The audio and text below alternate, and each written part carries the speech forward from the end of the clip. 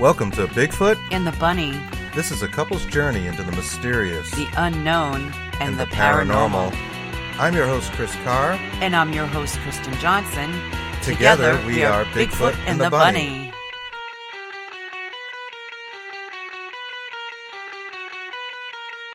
Right on. This is Bigfoot and the Bunny. I'm Chris Carr. I'm Kristen Johnson. And we are self-isolating for yet another week as we deal with the coronavirus out there like everyone else. And we hope you guys are safe and doing all right. Yes. I woke up with a sinus infection, and I was talking to my neighbor next door, and she's got a bad ear infection. Her name is Tanya. And hi, Tanya. Shout out to you. And we were like, we need antibiotics, but there's no way we're going to the ER to get anything. So we're going to just deal with it. Yeah, that is kind of the thing. It's like you really can't go unless you really think you are sick. You know, it's an emergency and you have it bad. And it scared the hell out of Chris and I because we were like, oh my God, I hope to God we don't have the COVID. Oh, but, I know. It's allergies. It's allergy season, and a lot of people have it. Scaring the hell out of people. And, I even today I stopped at the Target, the Target. And I was in there, and I got the mask and the gloves because it's pretty bad here in Massachusetts, like some other areas in the country, and that is now the recommendation. And looking at something, and my throat just got so dry, and I'm like, I'm looking around. I hope nobody saw that, Hope nobody heard me. Contamination. I know. 2319. Sadly, a lot of us are going to get it, and most of us will survive. Very scary. Yeah. Those that don't, we're pulling for everyone out there for sure. But everybody healthy. Yeah. So we're gonna we have a great guest tonight. An awesome guest. And we're really excited about it, and we want to bring him on. He's a well-known demonologist, lecturer, and author, and his name is Nathaniel Gillis. Hey, Nathaniel. Welcome. Thank you so much for having me, guys. It's an honor to be with you, and I'm excited for this rose to unfold tonight. Yeah, not as excited as us. We're thrilled. So thank you for coming. Mm-hmm. And I want to talk to you a little bit about some of the things you do. I guess you have a book. Yes, sir. Out right now. And yes, sir. What's the title of that? It's A Moment Called Man, and it's available on Amazon. Yes, sir. And what's a little about? Well, I had lost a friend to addiction, and we both grew up in Christianity together. And it was more of an homage to my roots, and it was really dealing with what I call being in between, and that's manifesting who you're meant to be. And he was empathic by nature, and as with most empaths they tend to medicate. A lot of them, if they don't know they're empathic, they'll medicate what they're called to manifest. And so I wrote that book for him, but to everyone. That's excellent. Yeah. As a demonologist and a religious demonologist, I think you go by. What is a demon to you? What is a book? I think you may say that word differently. I think up here we say Dybbuk. But that's because we're from Massachusetts, and it's like, go park your car next to the Dybbuk box. Yeah, I lost my khakis over there. Yeah. Over there next to the Dybbuk. That was great. So I'm sorry if I said that incorrectly. Okay. And like a jinn or other entities, what are these beings to you? Well, it's like the linguistic term demon. The Dybbuk is an archetype. It's a manifestation. It's a word that stems from the evolution of thought concerning demonology in the Middle East. So in the Old Testament, in the First Temple Judaism, you had the quote unquote demon. And then going on to Second Temple Judaism into the first century, they begin to consider the demon far less horns and hooves, far more afterlife phenomena. So that's when they would say Dybbuk. So it's not horns and hooves. To them, the Dybbuk was an evil disincarnate spirit. And we can take that right there and say that's the sum total of what demonology is. Those two dueling and many times schools of thoughts. You mentioned archetypes, so you're referring to like Jung's archetypes or the collective consciousness? Um, in a way, I do like Jung's take on it, and I do believe that some of demonology plays into that. But archetype, in the sense of the fact that they had no real working terminology at the time for what it is they were encountering. And so, whatever malevolent evil they did experience, they would go to a neighboring religion and city, mainly religion, and say, "This is what we're going to call it." And so, in the Old Testament, it was demon. New Testament, you see their evolution of thought begin to emerge rather, and what you see is a change. And then that's where the debuk came into play. The term debuk itself did not originate until the 16th century, which that area of time in history was called the Age of the Demoniac. And so the debuk is the slapped-on term, the sticker that everyone has put for the disincarnate spirit. It's the new demonology. Oh, that's great. May I ask you, what got you into the paranormal? I was a very young lad, and my parents went and bought a house. And I grew up, like I told you guys earlier, I grew up in a Christian tradition. So I knew nothing about hauntings, nothing about ghosts, and we were very strict. So I had no idea Casper existed. But we went and moved into a house, and it was in Dayton, Ohio. It was I don't know how old it was, but it was very much haunted. And so I experienced shadow figures. The spirit of suicide was very much present in the home. And, a lot of people ask me that, and it's like, I was forced into it. I could not help what confronted me. And so the later on in my life, and the more I researched it, it really led me into desiring how to interpret what I experienced and how to help others who are in the midst of what I grew out of. Right. That's interesting to us because we both grew up in haunted homes ourselves. Mm-hmm. And that seemed to be our first experiences as well. Chris's was more unfortunate than mine. She actually got pushed down some stairs. Really? But I went through a lot of fear and that kind of thing. So, that's in our background as well. Basically took it like you did and ran with it. I just, I was scared. I've been scared all my life. And I just kind of started getting into this last year. Recently, Really? Oh, wow. What do you think so far? It's pretty creepy, huh? It is in a way, but now I understand a lot more of things and why the spirits talk to me and everything. And are you an empath? I am. Oh, well, thank you for your gift. Thank you. Thank you. Mm-hmm. I really mean that. Thank you. We going back to what you mentioned about Dybbuk's or Dybbuk's.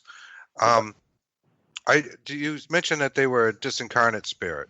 Yes, sir. And that often doesn't fall into the same role as a demon. And where do you see the differences there? It should. I come from what I have termed the new demonology. And like I said before, the two dueling ideologies here concerning demons is one is an evil spirit, a fallen angel, and that in what are called your early dogmatists, and I say that very respectfully, obviously, but your early dogmatists in religion, primarily Christianity, hold to that form of demonology where, when you encounter a possession, it's most obviously a demon, a systematic demon who goes by the name of Beelzebub or Baal or Leviathan.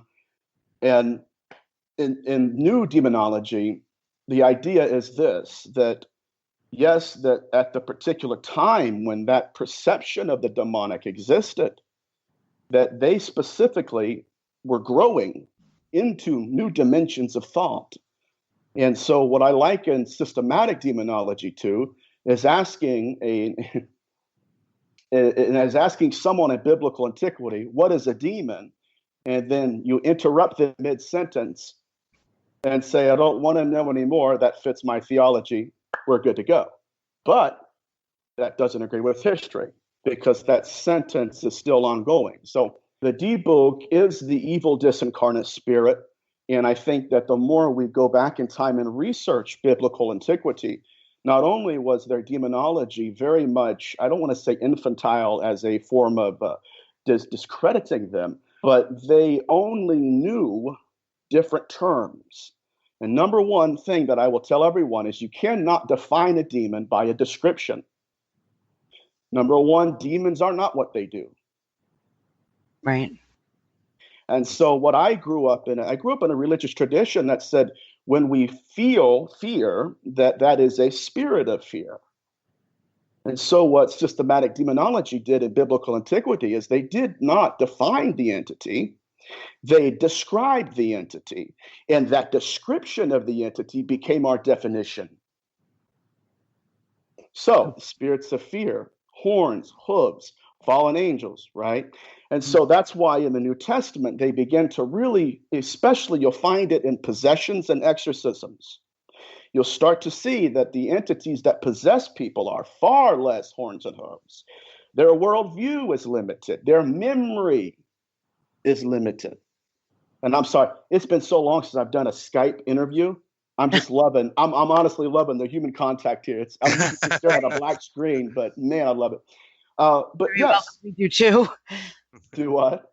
We do too. Thank you. Oh, that's awesome. So the more we look into it, the more we look and see. We cannot ignore it because it stares right in the face of systematic demonology, and that is this. These entities are not all-knowing. Their memory is not transcendent. They're otherworldly, but that does not mean that they're more or less than us. Does that make sense? Yeah, you're defining the difference between, say, a discarnate and a fallen angel demon, because those would be different things, right? Here's where I'm coming from. This is where my research has led me. That what we've been calling fallen angels have not been fallen angels. That was what biblical antiquity used as what is called a vehicle of meaning it's what's called mythopoeic. It's mythical and it's poetry. It's not to be discounted, but it has to be understood for what it was. And that was essentially, this is what we're encountering. This is how we describe it. This is how we can quantify it. But that in no way defines demonology globally. Right? Mm-hmm. Absolutely. We have different histories, and certainly different entities around the world are considered demons depending on who you talk to. And, not all demons are demonized, if you will. Yeah. Right? Which religions have a better grasp on demonology? All of them. All of them. Yes, because we have three different monotheistic religions that are looking at the same entity, different descriptions. And that was my issue with demonology and Abrahamic religion. You stick an imam, a rabbi, and a pastor in one room. 3 hours later, you'll have them arguing and yelling, walking out saying, we have monopolized, we define what a demon is.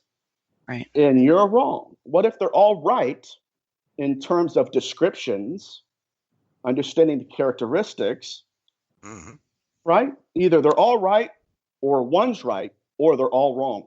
That's in my mind, that's where the model is, because, and that's the problem, understanding the literature here. The literature is the most important. This cannot be practitioner driven. It has to be evidence led. Okay. Interesting. So, go ahead, Chris. Go ahead. All right. I was going to say on that note, then where do you define the difference between something that maybe is an entity? You talk about the spirit of, therefore that's the definition of the demon. If it has the characteristics, then that's what it is. So do you also believe in entities that weren't human or aren't passed on, humans that were non-human entities, maybe never existed, could have lived for... Good question. We can hypothesize on that. We can theorize on whether they exist. What it comes down to, and most of the time when I talk to other demonologists, they will come down to what's called personal experience. And they will validate their definition of a demon based upon what they experienced. And what we tend to do is we fall into the same trap that the ancients did, is we lean on our own concept of what we feel and define that entity based upon what we feel. Now, it's not an accident, ladies and gentlemen, that your oldest exorcists were also physicians. And I would challenge any systematic demonologist to answer this question. When has a physician defined a sickness in the client or a patient based upon how the sickness made the exorcist feel? Okay. Right. Interesting. You understand? We do. Have you ever given an exorcism or? Okay. And that's a very good question. I want to qualify that if I could. Okay. A lot of people in Western scholarship believe that there's almost an assumption. Some people have it, others don't. For those who don't have it, I'm sorry. For those who do, okay. But the question is often, have you applied holy water? Have you, used the exorcistic rites of Catholicism? And I will say this, I haven't. But what I have done has employed rituals that predate that by thousands of years. Are you going for like Mesopotamian or? Yes, absolutely. Mesopotamian rituals found a lot of times in archaeology and their ritual bowls. Yes. So you see, a lot of people don't know that, especially a lot of people in my field are like, wait a minute, really? It's like, yeah. I mean, it's not that the rituals in Catholicism are lesser than. That's not at all what I'm saying. I'm simply saying that our sample data has to grow. We can't go this way unless we go this way, right? So you have to expand it. And so I would answer your question by saying I have, but what I have done has been more of what's called a Lurianic ritual, Isaac Luria of the 16th century, than it has been of the late, great Malachi Martin, the greatest, the GOAT in my mind. GOAT? Yes, the greatest of all time. And it's Alex. I write everything down. Oh, we know what GOAT is. We're from New England. Okay. We just lost our GOAT. He went to Tampa Bay. Dude, I have family in New England, and I can't imagine. You guys must be heartbroken, man. Our New England fans will laugh at that. Yeah. But that's an interesting point, and I think it's great to be open-minded. One of the things that negative things I feel that religions, not any particular religion, does when it tries to dominate the other ones is eradicate the history before it. So when we mentioned something like the Babylonians, the Sumerians, and they had systems of magic and rituals, and they had a lot of stuff going on people don't even realize. Right. And of course, defining those cuneiforms, we often hear about the ancient alien stuff and all of that, but there's a lot more there than that. All that history gets lost because it gets destroyed. Right. And it's terrible to see that. I think you can learn from anybody. Everybody learns something, right? The Library of Alexandria. It burned. Sorry. Yeah, it burned. Oh my God, yeah, it burned. We lost. Can you imagine what we'd have had? Oh my God. I know. I think about that. Unfathomable. Oh my God. I would love to see what was in that. They knew so much, and we're still religion right now is still in the seedbed of what they knew, and it was gone, and it's traumatizing. It is. It's a great word. It really, really is. Yeah. The people that you mentioned, I'm not familiar with them personally. The person you referred to as a GOAT. I'm not going to attempt to say their name again because I didn't memorize it. It was Alexander. Well, could you tell us a little bit about them? Malachi Martin, yes, sir. He wrote a book called Hostage to the Devil. He was a personal advisor to, I think, one or two popes.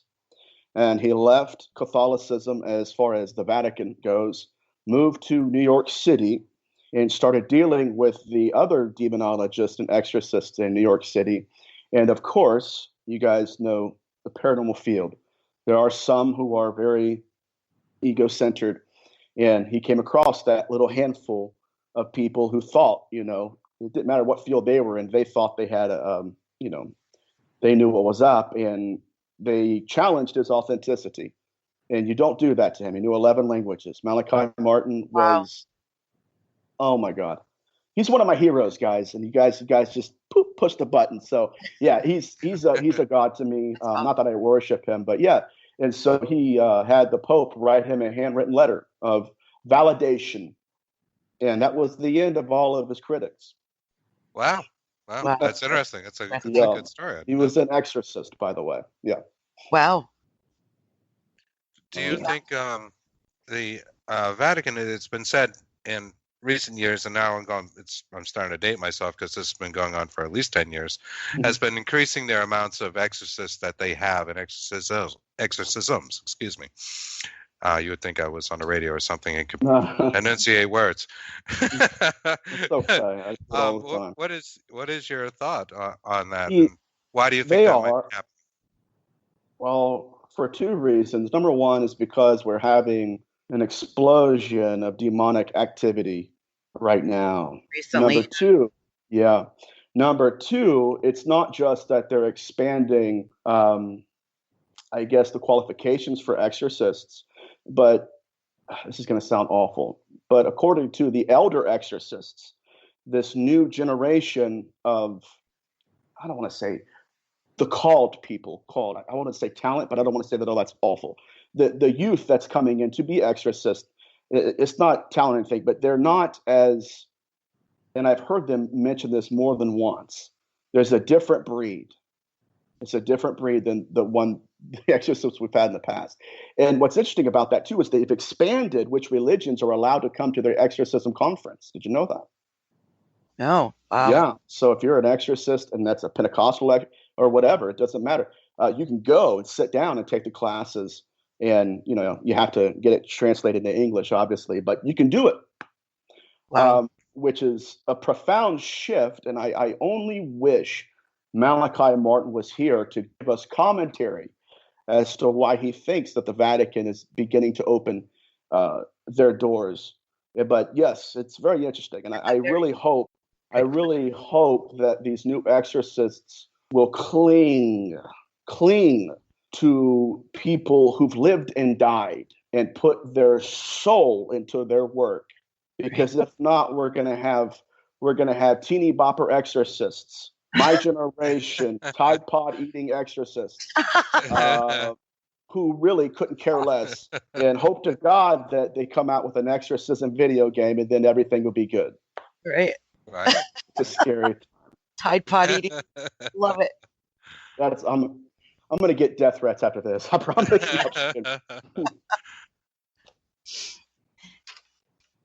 Go ahead, Chris. I was wondering.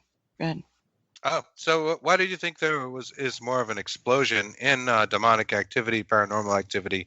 A lot of other people in the field too have also commented to me that they've noticed it and seem to be gathering more data, and obviously we're getting more exorcists. They're finding out their houses are haunted.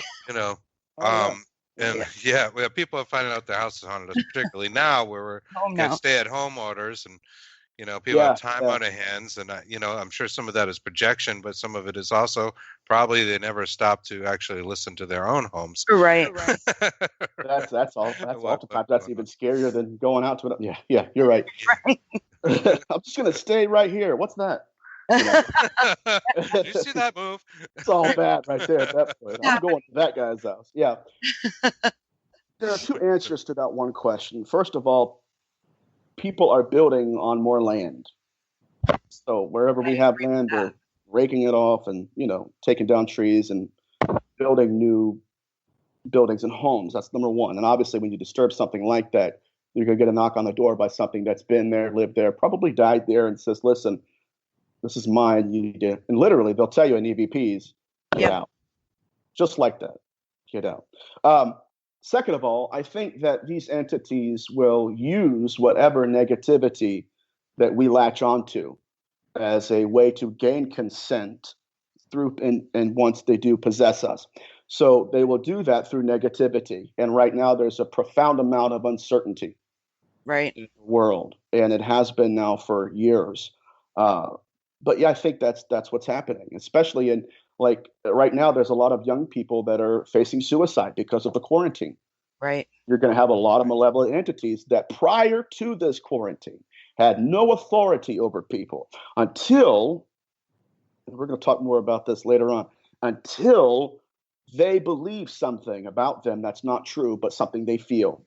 I'm not good enough. I feel lonely. I'm disturbed. I'm not, I'm not who or where I want to be in life. And next thing you know, that entity has more consent and freedom than it ever has. Yes, ma'am. And next thing you know, little Bobby's not little Bobby anymore. No. Right. So you're seeing a tie-in between mental illness and demons. Yeah. And we can talk on that. And I would agree with you. I think now is a time where people who are borderline, and it's not an insult to anyone, if you're borderline depression, I think it's intensified. If you're borderline any particular mental illness, suicidal, even other things like bipolar, I think it's just this kind of environment that we're living in. It's very confusing. It's something our people in our lifetimes have never experienced before. Oh, yeah. And I feel, not to get political, we get a lot of mixed messages from the media as to what's going to happen, and that changes on a daily basis. And I think that's really rough on people. And I expect to see, random acts of violence and other things cropping up as we move along. If we don't get through this quick enough, I think it's already happening, but maybe in bigger numbers. Yeah, you're completely 100% correct. You got it. Some of that is mental and science, and I think maybe, what do you think the influence of the demonic world is on that? The negative entities around them? Well, number one, if these people have been plagued since youth, and a lot of these people, especially empaths, what we tend to do, and I include myself in that mix, is we have two stages in our gifting. We have to help and we have to recharge. We have to help, we have to recenter. So a part of our gifting is to disperse ourselves, to help people and hear people and heal people. But that can only happen if we allow ourselves to be centered. So especially empaths, they'll be pulled, but then they'll have to learn how to recenter. And nothing hurts an empath more than being centered to the point where we're quarantined. Right. We have so much to give because that's our calling. That's our gifting. That's the only thing we know to do. And so what I've been trying to do is reach out to people just to see how they're doing. A lot of people reach out to me, but to go back to your point, the biggest thing with these entities is that they will manipulate the insecurities of the person they want. Fears, failures, insecurities, anything that they've done in the past that they feel guilty over. A lot of these entities will use those, and this is what I'm going to do this, okay? This is the concept of the debook. What they will do is they will take a person and they'll look at the deficiencies in them, what I call the in-betweens, the emptinesses, and then they will lay themselves upon that person. And this is the issue with possession.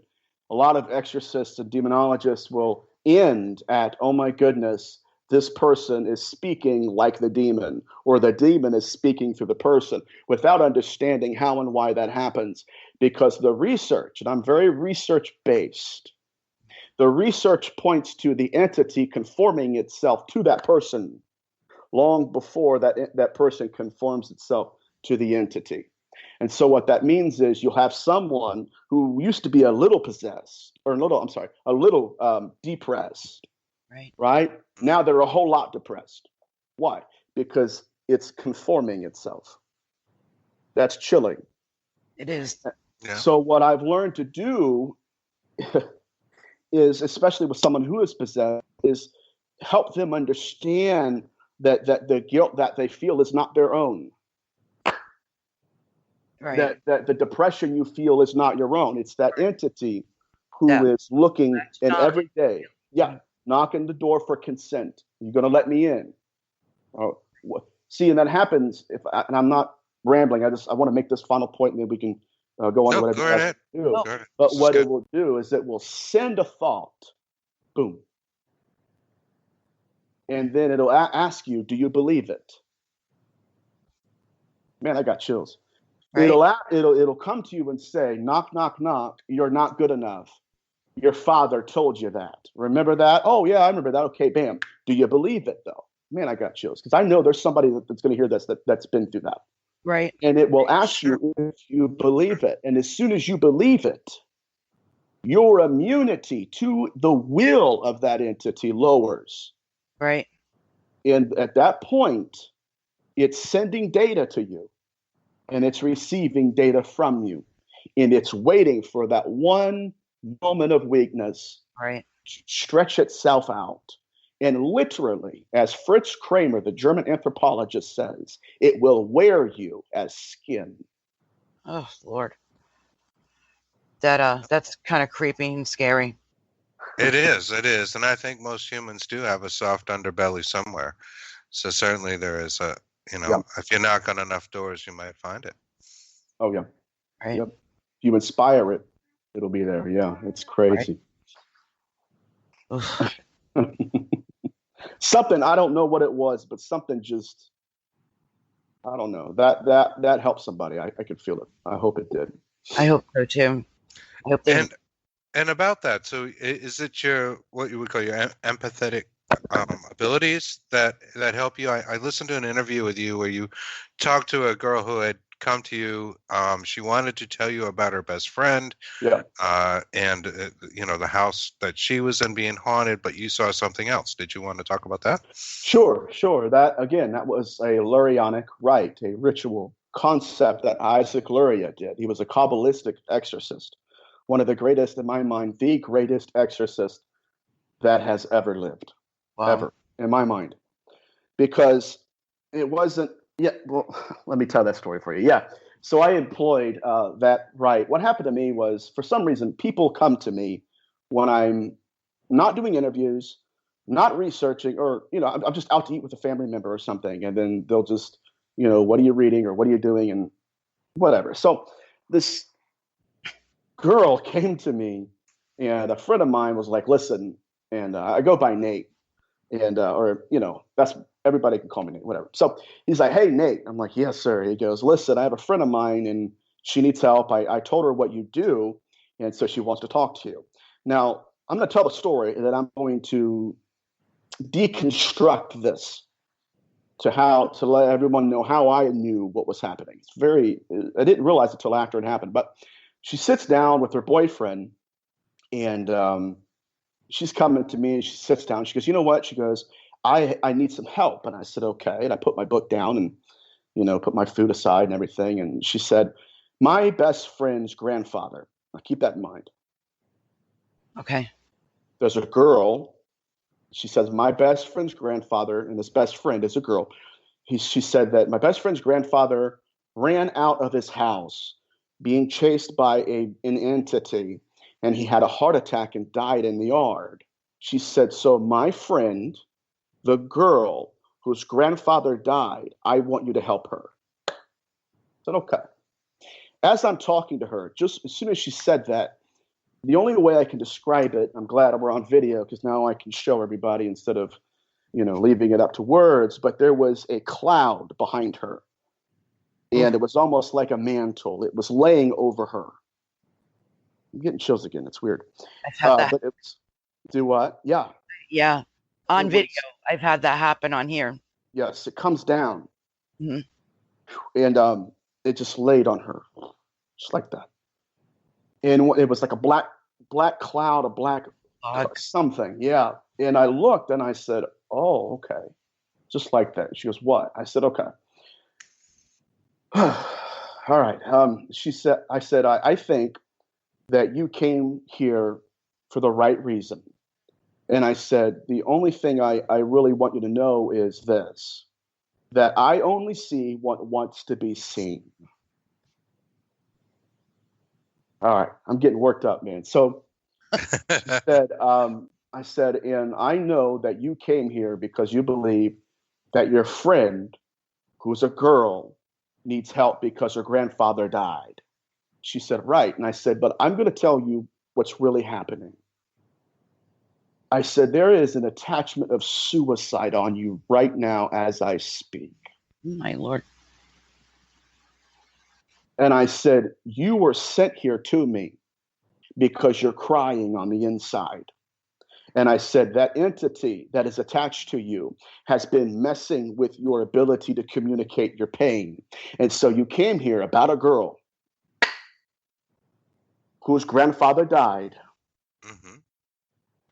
and she needs help. Wow. I feel something right now. He's just like me. Okay. You know how it is where it's like, ooh, I got the heebie-jeebies. Yeah, I know exactly how you feel. So I said, let me tell you what's happened. I said, the spirit of suicide is attached to you. And I said, the guilt, shame, and the amount of failure that it's using to hold you captive. I said, we're going to release that right now, the next 5 seconds. I said, number one, I need you to repeat after me. She said, what? I said, it's not my fault. And I began to get her to understand that there are emotions, number one, emotions and shared memories. Mm-hmm. Remember how I told you? Conform. I will conform to it. It will conform to me. I will wear it. It will wear me. Like a skin, you said. Yeah. Yes. Wow. So when I said that, she began to shake, just like that. And I'm telling you, I felt the atmosphere shift. And for that one fleeting moment, there was no one else there. It was just me, her, and her boyfriend who was looking at me dumbfounded. I said, matter of fact, I said, this attachment has been trying to destroy this relationship. I said, the attachment, excuse me, I said, this entity has been trying to tell you that this person is not the one for you. And I said, truthfully, he is. I said, because just as wild as you are, he's centered. And I said, together, you guys can make a good home. I said, but not until we get this out. Not until this leaves.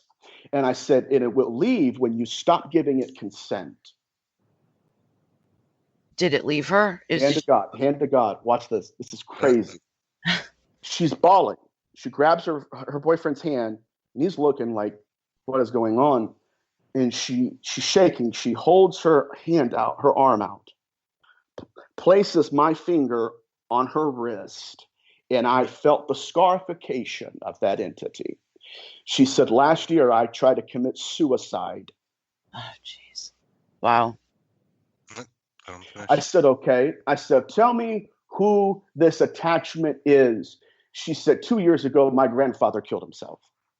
Oh, my God. Right. Man, I got chosen. So remember, it's a head up. I'm going to tell you exactly what happened in this case. I had a vision long ago, back when I was in the deliverance ministry in church, and I'd walked in the back of a church, and I saw a group of people. It was a tall entity. They were cloaked. And then there was a young person, and there were chains that had connected them all, and they wrapped around every pew. Wow. And when I walked in the room, the church sanctuary, the tallest being in the building looked at me and watched as I saw everything and said, don't you say a word to them. Wow. And I didn't understand it till I got out of it. And I realized, actually I did. I remember that now. Yeah. I was in the dream and I said, why? And he says, because they don't know that they're bound. And I said, wait a minute. So I held my finger out and I just cursed it. When I did, it was as if these young people just shook and realized, whoa, there's something attached. And when that happened, the chains began to break. My point is, that's exactly what happened. Number one, there was a girl who lost her grandfather, and she needed help. Wow. And she did not know how to express it. God, I feel it. And what happened was she could not cry because she felt guilty for what she was feeling. So what I did is I said, listen, it's okay. It's not your fault. What happened is, and this is interesting, you could feel the heaviness just dissipate. And since then, her relationships have changed. That couple's still together. Oh, it's great. Good. Yeah. And that's the end of the story. Wow. That's a good story. I enjoyed that. Yes. So she did actually have that actual story, yet her story was what she was saying, really, and her wording to you. Yeah. And that was the bigger problem, and you were able to see that on her. Now, I'm going to ask you a question about the veil being more thinner than ever. Do you feel that? Yes, I do. And that's why it's most important that we really And we have to minister to the empaths. I have been feeling high strangeness, we're going to say, lately. Yeah. And it's a very odd feeling, and I've never had it before. And I don't know if I was trying to explain it to Chris. It's not a bad feeling. It's not a good feeling. It's just a strange feeling, and I can't pinpoint it. Yeah. Someone's hurting and I've got to get to them. That's how I feel. And I can't. And so on. And that's the deal with empaths. That's why I wrote my first book, A Moment Called Man, is because my friend was an empath. I mean, he was the guy with all the problems. Not that all empaths are like that, but he was, he instead of manifesting, he medicated his gift. And what I have is an army of empaths that I'm worried about, because God forbid this quarantine. See, this quarantine will limit us to us. And so all we have are emotions and feelings that are not our own. Not that we're possessed. No, we feel what everyone feels. Exactly. Right. But we cannot give back to them in the way that we're called to. And the damning thing is, we cannot, and for any empath that listens to me, you cannot self-medicate during this period, because I'm telling you, as soon as this cloud lifts, there will be people who have never hurt as much. And there will be people who we will heal like we've never healed before in our calling. There's a lot of people that are going to be hurting. Yeah, we're going to be there. Yep. Lots of hugs, it's going to be a beautiful moment. And I hope that even the people who are hurting, if they are empaths, once they heal from this, they will understand. And I've seen it all over Facebook, young people. It's beautiful because, and some people won't say it that much, but, I saw a Facebook post by a young lady, I think she's like 18, just talking about, I want to make sure everybody's okay. That's not normal. It takes a special person to worry about other people when they're in the same predicament. That's an empath. So that's really important that once we're out of this, that the empaths know they're empaths. And the empaths that know they're empaths know that they're still necessary and needed. Right, Christopher, because you are. I've told you this. Yeah, we both have gone through a lot of stuff lately. It's been very strange. And for us, we go on Facebook, we see people talking about, you experiencing more psychic activity and this sort of thing. But I think for us, it's been mostly like coincidences, which is an odd thing because I'm not a big believer in them. And, certainly a lot of emotion, lots of fluctuating emotions. But a gut feeling that something big is coming, something big. There's, a bad, I don't want to put words to it, like calling and things like that, but it just feels like there's something very negative happening and coming, like something wicked this way comes in a certain way, and these unusual coincidences between Chris and I have been, not that we don't have a lot of them anyways, but they're very high right now, and they're almost now they're very even high. the way we Has came that up not on happened before? you was part of that. Yeah, you were part of the coincidence as well. Uh-oh, what did I do? Meeting Michelle, and Hey, her God, asking about I demonology. stand alone. I'm just I kidding. mentioned that. Yeah, we had certain friends that we were watching, and we've been following their stuff because we thought the same thing that they were saying, and we had an interesting conversation with her about that, and it's just very, very interesting, very different than things were a few months ago in a certain way. Well, I think that anyone who's gifted, first they'll be wounded, then they will heal, then they'll be wounded for others, and then they will heal others.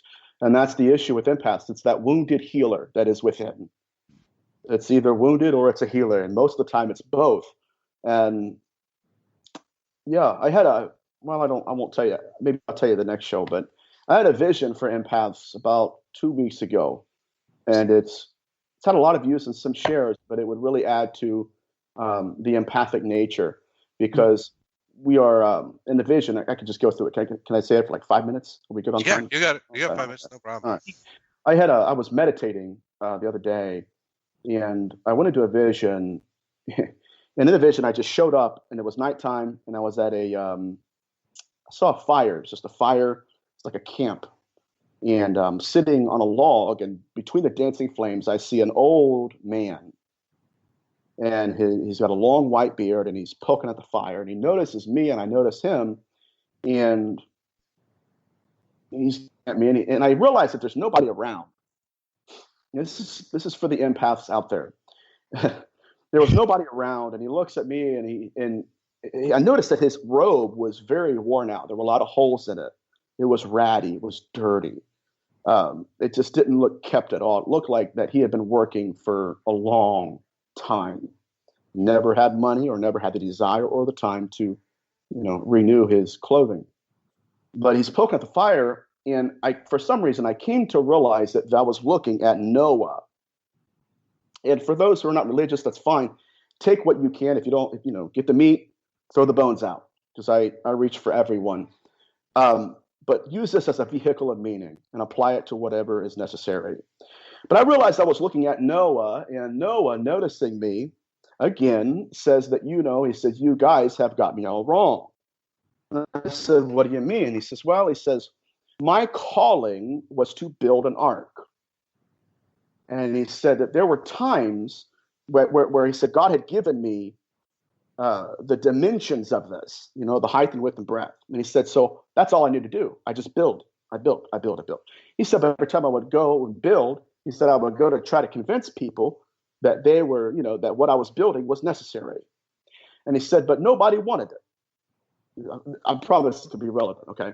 He said, and then one day he said, I couldn't do it anymore. And he said, I built it all and everything. And he said, now, just like then, he said, before nobody wanted me to build. Nobody cared. He said, but I still build. He said, now I'm building and there's no one here. And I realized that we were after the flood. And I'm thinking, oh my God. He goes, so what I realized, this is what really changed my life. He said, what I realized was there's no ark to build because there's no one here yet. He said, so what I've done, he said, I would go home to my wife and I would say, listen, there's still a vision. We're still necessary. We're still needed. He said, so because we didn't have an ark to build yet or anything else to build, we learned how to build tools. Okay. He said, because I believed that if I couldn't build anything bigger than me, I could build something that later on I could use to build something bigger than me.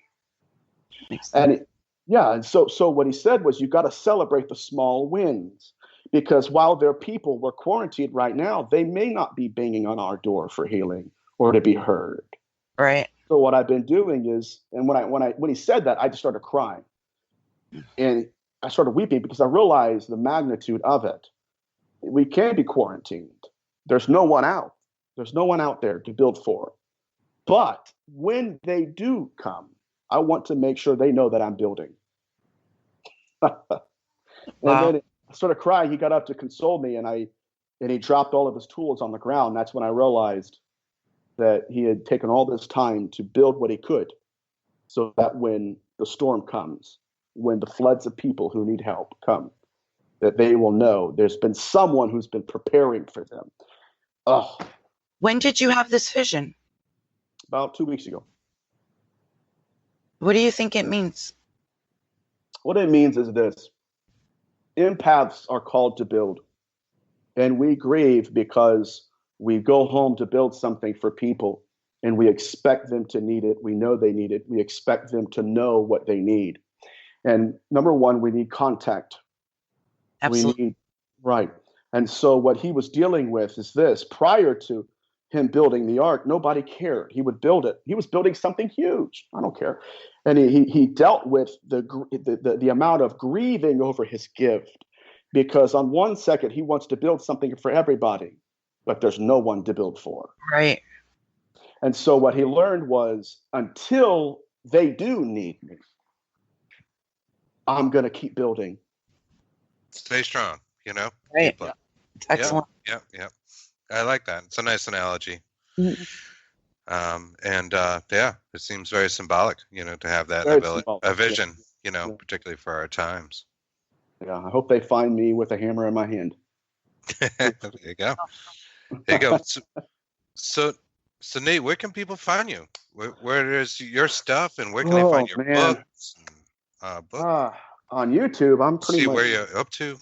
Yeah, well, I have my website. It's called njgillis.com, and that has my bio, some of my research. I update it almost weekly. My appearances that I'll be doing this year. I mean, there's dates that are being added rather almost weekly. And on YouTube, I have a YouTube channel with 1 subscriber and no videos. Oh, I feel awful for that. I gotta fix that, but I know what that's like. we do. But I have a little playlist of some of the interviews that I've compiled from other people's sites. Great. I've been everywhere as far as radio shows, so you can see some of my work there. And I'm on Instagram and Facebook and all that jazz. Yeah. I think we're following you on Instagram now. Okay. And YouTube. Where do they find you on YouTube? They just look for Nathaniel Gillis, or yeah, the Nathaniel Gillis, and that's me. Yeah. Gotcha. Right. I'm holding on to that one, dude. Don't leave me. Well, after tonight, you'll have 3. Thank you. You're very welcome. High five. There we go. We can do that. Right on. A virtual high five. I love it. There Where we did go. you say we could get your book? I'm sorry, I think I missed that. It's part. on Amazon. Yes, sir. It's on Amazon. Yep. All right. Excellent. And I'm working on a second one right now. And it's going to be a series of different topics in the field of demonology. And I'm very much excited about that. And it's cool. Nice. yeah, thank you. It's been an honor, man. Massachusetts, guys. Yes, thank you. Huge Boston fan. I have family in Rhode Island and Massachusetts. Wonderful. Great. I like Mike's Pastries. I like Top of the Hub. Yeah, I actually saw you were on a Woonsocket show. Yeah. Woonsocket, Rhode Island. Yeah, Rhode Island. Oh my God, this guy, is he from Rhode Island or not? I wish. I'm planning on moving there next year. I really am. Really? Oh yeah. Beautiful. I can't escape our neck of the woods. Food and oh my goodness. I love it. Not eat. They definitely not eat in Rhode Island. Federal Hill, it's the best Italian food in the world. I'm sorry, hands down. Sorry, North Boston. Trump country. Oh Lord. Yeah, No, look over there up north end. Joe. Joe said Trump country. No. Yeah.